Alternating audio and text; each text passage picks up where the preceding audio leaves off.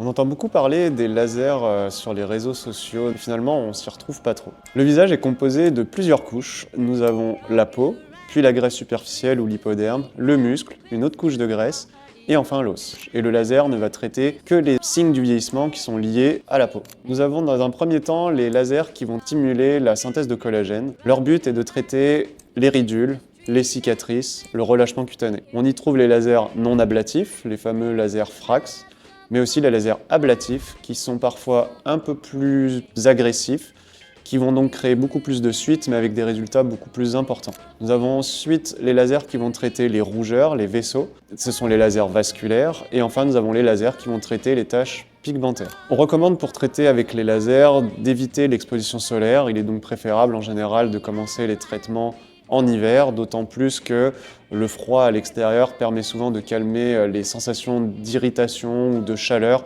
à la suite d'une séance. En conclusion, il ne faut donc pas espérer des miracles des lasers. Les lasers ne traitent que la partie cutanée et ne va donc pas traiter des signes du vieillissement liés aux muscles, à l'os ou même à la graisse profonde. Il est donc important d'avoir un examen médical afin de déterminer quelle couche entraîne quel signe du vieillissement.